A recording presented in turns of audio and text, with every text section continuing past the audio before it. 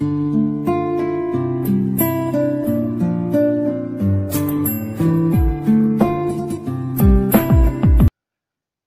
Students, आज हम शुरू करने वाले हैं क्लास 10th का चैप्टर 3, जिसका नाम है pair of linear equations in two variables. तो सबसे पहले इसका थोड़ा बेसिक आज हम इंट्रोडक्शन क्लास कर लेते हैं, जिसमें सबसे पहले आपको देखना है कि जो हमने थोड़ा प्रीवियस क्लासेस में पढ़ा हुआ है उसका रिवीजन करेंगे। जिसमें सबसे पहला हमारा टॉपिक है कि linear equations in one variables. हमने पढ़ा हुआ है कि लीनियर इक्वेशन कौन सी होती है वन वेरिएबल में। मैंने आपको एक एग्जाम्पल, एक जनरल फॉर्म इसकी लिखी हुई है यहाँ पर, जिसमें लिखा है A X plus B equal to zero. तो ये एक जनरल फॉर्म है linear equation to one variables में। वन वेरिएबल्स मीन्स यहाँ पर एक वेरिएबल हमने केवल एक यूज किया हुआ है, एक्स हमने एक यहाँ पर वन वेरिएबल हमने यूज किया हुआ है। अब इस इक्वेशन में जो चैप्टर हमने पढ़ना है, इसमें हमने लीनियर इक्वेशन तो पढ़नी है बट टू वेरिएबल्स में पढ़नी है। तो ये भी 9th क्लास में आपने थोड़ा सा इसका इंट्रोडक्शन लिया हुआ है। एक बार इसका रिवीजन कर लेते हैं। देखते हैं कि जनरल फॉर्म ऑफ लीनियर, एक जनरल फॉर्म जो इसकी होती है किसी भी लीनियर इक्वेशन की टू वेरिएबल्स में, तो उसे हमने लिखा हुआ है। वो जनरल फॉर्म्स होती है A X plus B Y plus C equal to zero. ये एक जनरल फॉर्म है। देखिए, दो वेरिएबल हमने यहाँ पर यूज किए हुए हैं, एक एक्स ही हमने वेरिएबल यूज किया हुआ है एंड वाई हमने यहाँ पर यूज किया हुआ है। एंड इस इक्वेशन में ए बी सी यहाँ पर डिफाइन किए हुए हैं। ये हमारे क्या है, रियल नंबर्स हैं। A b c are real numbers. तो इस तरीके से किसी लीनियर इक्वेशन टू वेरिएबल्स को यहाँ पर डिफाइन किया जाता है। अब जो हमने इसमें पढ़ना है, जो लीनियर इक्वेशन पढ़नी है आपके क्लास 10th में, जो लेवल है इसका, इस लेवल में पहले हमने एक जनरल फॉर्म, हमने कोई दो लीनियर फॉर्म हमने लिखी हुई हैं। एक ये हमने लीनियर इक्वेशन टू वेरिएबल्स लिखी हुई है और एक ये लिखी हुई है जनरल फॉर्म में। तो ये जनरल फॉर्म है A one X plus B one Y plus C one equal to zero, और सेकेंड है A two X plus B two Y plus C two equal to zero. तो इस equation में करने के लिए जो इसके सॉल्यूशंस होते हैं, मींस जो वेरिएबल्स की जो वैल्यू होंगी उसकी जो करने की हैं, बहुत सारी मेथड्स हैं। तो उन मेथड्स को मैंने एक चार्ट के द्वारा आपको समझाने का प्रयास किया हुआ है। तो आप देख लीजिए। सबसे पहले इसमें मैंने लिखा हुआ है methods of solving a pair of linear equation in two variables, कि किसी टू वेरिएबल्स वाले लीनियर इक्वेशन को सॉल्व करने के लिए कौन सी हम जो मेथड है वो यूज करते हैं। तो टू मेथड, जो मेनली इसकी जो मेथड होती हैं, टू मेथड होती हैं। नंबर एक जो हमने पढ़ा हुआ है वो ग्राफिकल मेथड है एंड सेकंड है एल्जेब्रिक मेथड। तो ग्राफिकल मेथड के बारे में पढ़ेंगे, एल्जेब्रिक मेथड के बारे में पढ़ेंगे। और इस एल्जेब्रिक जो मेथड होती है, इस एल्जेब्रिक मेथड को भी हमने 3 पार्ट में डिवाइड किया हुआ है। नंबर 1 होती है हमारे पास सब्स्टिट्यूशन मेथड, नंबर 3 होती है एलिमिनेशन मेथड, और नंबर 3 होती है क्रॉस मल्टीप्लिकेशन मेथड। तो इस तरीके से पूरी जो सॉल्व करने की जो प्रोसेस है किसी लीनियर इक्वेशन टू वेरिएबल्स को, वो इस तरीके से इतनी सारी मेथडों से किया जाता है। तो हम एग्जांपल से धीरे धीरे आपके इस पूरे चैप्टर में इन एग्जांपल को, इन मेथड्स को पढ़ने वाले हैं और इनसे रिलेटेड एक्सरसाइज करने वाले हैं। तो आइए थोड़ा सा पढ़ते हैं इसके फैक्ट के बारे में। फैक्ट में बहुत मोस्ट इंपॉर्टेंट फैक्ट मैं आपको बताने वाला हूँ, जो आपके पूरे एक्सरसाइज में बहुत यूज होने वाला है। तो सबसे पहले अगर देखा जाए कि किसी लीनियर इक्वेशन का जो टू वेरिएबल्स में कोई लीनियर इक्वेशन होती है, जब उसका ग्राफिकल रिप्रेजेंटेशन किया जाता है, मीन्स जब उसे किसी ग्राफ में ड्रॉ किया जाता है, तो वो हमेशा एक स्ट्रेट लाइन होती है। वो कैसी लाइन होती है? एक स्ट्रेट लाइन होती है। कि किसी भी linear equation in two variables का जो ग्राफिकल रिप्रेजेंटेशन होता है वो स्ट्रेट लाइन होता है। तो स्ट्रेट लाइन होता है। इसमें हमारे पास अब कुछ महत्वपूर्ण जो इम्पोर्टेंट फैक्ट मैं आपको बताने वाला हूँ वो देखिए।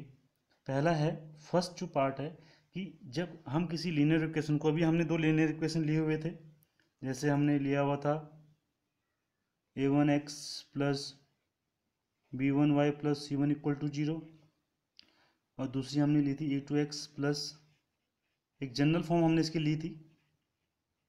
यहाँ पर जो ए बी सी हैं वो रियल नंबर्स हैं।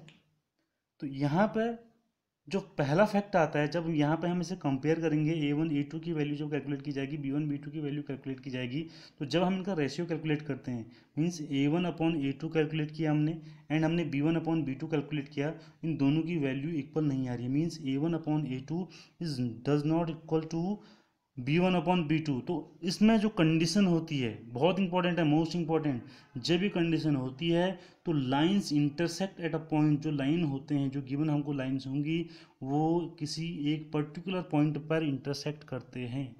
मीन्स जैसे एक लाइन ये होगी और दूसरी लाइन कहीं इस तरीके से होगी, तो एक पर्टिकुलर पॉइंट, इस पॉइंट पे ये क्या कर रहे हैं, इंटरसेक्ट कर रहे हैं। तो इस तरीके से इस कंडीशन में हम उसको डिफाइन करेंगे लीनियर इक्वेशंस को।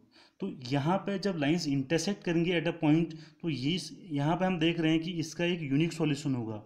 तो इस तरीके की जो भी ये कंडीशन जहाँ पे फुलफुल होगी, वहाँ पे हम क्लियरली बता सकते हैं कि लाइंस इंटरसेक्ट होंगी किसी एक पॉइंट पे, एक पर्टिकुलर पॉइंट पे, और उन लाइंस के जो पेयर हैं लीनियर इक्वेशन टू वेरिएबल्स में, उसका एक यूनिक सॉल्यूशन होने वाला है, यूनिक सॉल्यूशन होने वाला है। और एक और इम्पॉर्टेंट टॉपिक, एक और इम्पॉर्टेंट चीज़ जो आपको इस एक्सरसाइज में पूरी देखने को मिलेगी, वो आपसे पूछेगा कि कंसिस्टेंट होता है या नहीं है। कैलकुलेट करिए कंसिस्टेंट लाइंस होंगी या नहीं होंगी।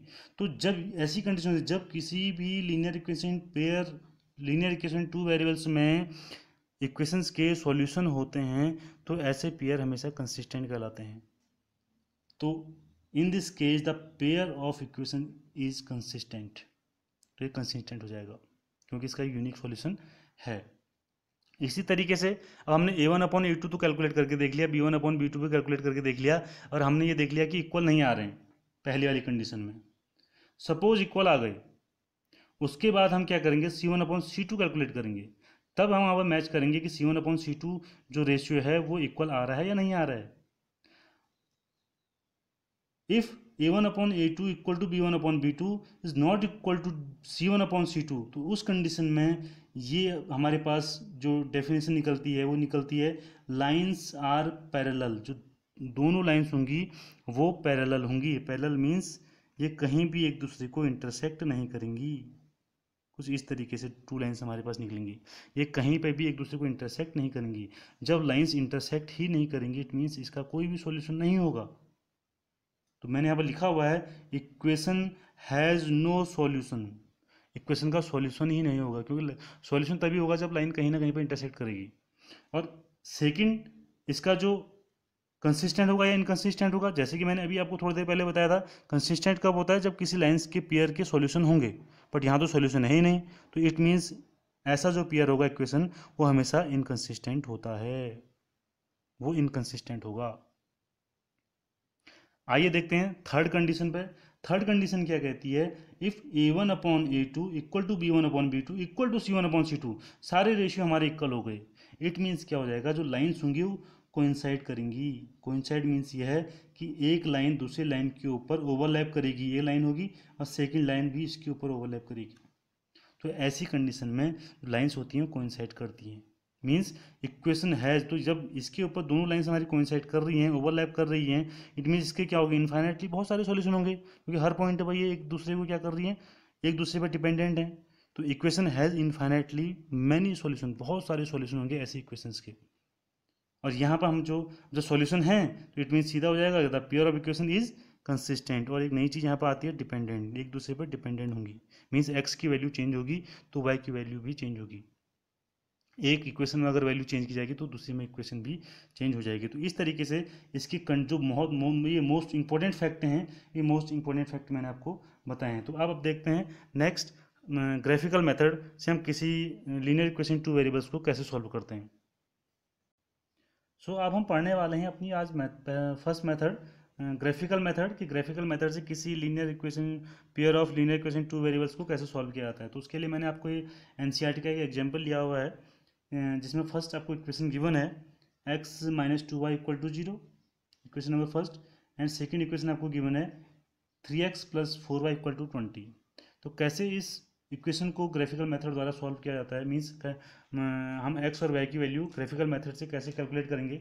उसके लिए सबसे पहले क्या किया जाता है कि हम इक्वेशन फर्स्ट को लेके चलते हैं, x-2y equal to 0।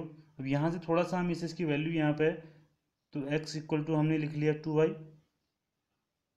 And y equal to हमने यहाँ पर वैल्यू निकाल दी x/2। तो बच्चों हमने x और y की यहाँ पर वैल्यू पुट करी है इस वाले फॉर्मूले के लिए। x की वैल्यू सबसे पहले मैंने 2 पुट करके देखी, देन मैंने वाई की वैल्यू कैलकुलेट करी, तो 2 की वैल्यू यहाँ पुट करी तो वाई की वैल्यू 1 आ गई। फिर उसके बाद अगेन हमने 4 यहाँ पर पुट करी वाई की वैल्यू, एंड जब एक्स की जो वाई की वैल्यू हमारे पास आई 2 आई। तो ऐसे ही हम एक्स की वैल्यू डिफरेंट वैल्यू के लिए वाई की वैल्यू को कैलकुलेट कर लेंगे। -4 रखा एंड -2, तो इस तरीके से 3 एंड 4 वैल्यू हमने कैलकुलेट कर लेनी है। इसी तरीके जो सेकंड इक्वेशन हमारे पास है, सेकंड इक्वेशन को लेके चलते हैं। 3x plus 4y equal to 20, यहाँ से 4y इक्वल टू कैलकुलेट कर लेंगे, y इक्वल टू वैल्यू निकालेंगे आप 20 minus 3x and y equal to 20 minus 3x upon 4। इसी तरीके से एक चार्ट इसके लिए भी बनाया जाएगा x और y की वैल्यू वाला।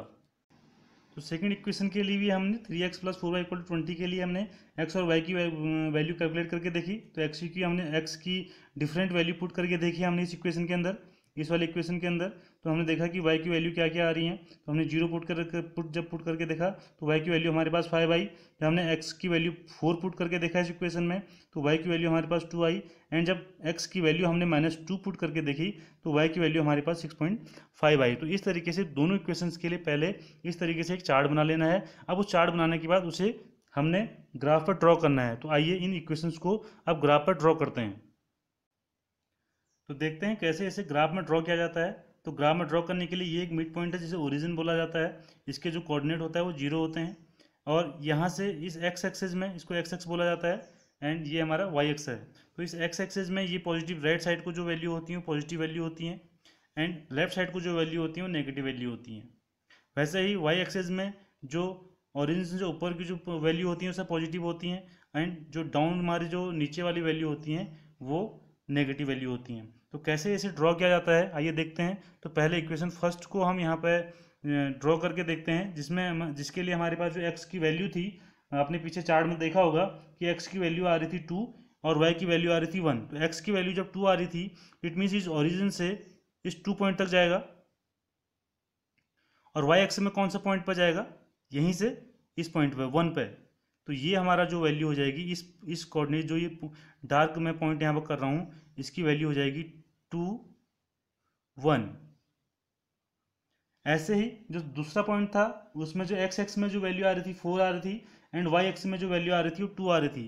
तो एक्स एक्स में ओरिजिन से 4 एंड वाई एक्स में 2। तो ये जो हमारी वैल्यू आ जाएगी ये वैल्यू आ जाएगी बच्चों 4 एंड 2। फिर इसमें एक्स एक्स में जो थर्ड वैल्यू थी हमारे पास -4 एंड -2। तो -4 एक्स एक्स में, तो -4 एक्स एक्स में इस पॉइंट पे, एंड -2 वाई एक्स में दिस पॉइंट नीचे। तो ये हो जाएगी -4 -2। तो ये 3 पॉइंट्स हमें मिले हुए थे। अब इन 3 पॉइंट्स को हम मिला लेते हैं, ज्वाइन कर लेते हैं रूलर की हेल्प से।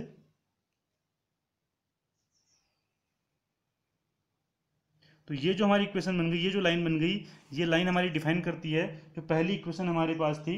वो इक्वेशन थी x - 2y = 0, x - 2y = 0। तो ये फर्स्ट इक्वेशन को हमने डिनोट कर लिया। ऐसे ही सेकंड इक्वेशन में को ड्रॉ करेंगे तो सेकंड इक्वेशन में जो x की वैल्यू जो पहले कोऑर्डिनेट थे x की वैल्यू 0 थी एंड y की वैल्यू 5 थी।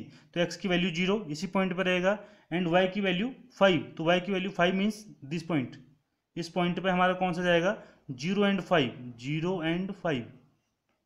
तो ये ऐसे डिनोट कर लेंगे। ऐसे ही इसका सेकंड जो पॉइंट है, सेकंड पॉइंट को डिनोट करेंगे 4 एंड 2 मीन्स एक्स एक्स पे 4 एंड वाई एक्स पे 2, 4 and 2 means same point 4 and 2।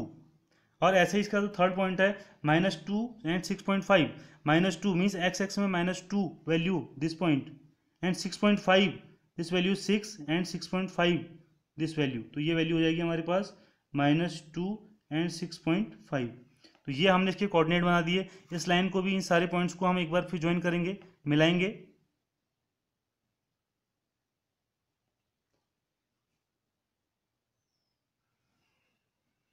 तो मिलाने के बाद हमें एक चीज़ में देखने को मिली कि ये लाइन जो है किसी एक पॉइंट पर इंटरसेक्ट कर रही है, ये इस पॉइंट पर इंटरसेक्ट कर रही है।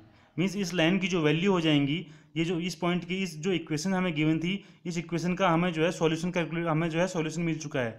ये पहली वाली कंडीशन है जहाँ पर a1/a2 equal is not equal to b1/b2 हो रहा था, और यहाँ पर ये लाइन भी हमारी क्या होगी, कंसिस्टेंट लाइन होगी। तो यहाँ पर जो x की वैल्यू हो जाएगी, जो x की वैल्यू हो जाएगी 4 हो जाएगी, एंड y की वैल्यू क्या हो जाएगी, 2 हो जाएगी। मीन्स यूनिक सॉल्यूशन वाला हमारे पास ये जो इक्वेशन थी हमें गिवन थी। तो इस तरीके से इन क्वेश्चंस को करना है। तो इसी में आगे बढ़ते हुए कल हम अपनी जो क्लास है, इस क्लास में एक्सरसाइज 3.1 को को कंप्लीट करेंगे, जिसमें ग्राफिकल मेथड से सारी इक्वेशंस को हमें सॉल्व करना है। तो इसी तरीके से हमारे चैनल के साथ बने रहिए और चैनल को जल्दी से सब्सक्राइब कर लीजिए।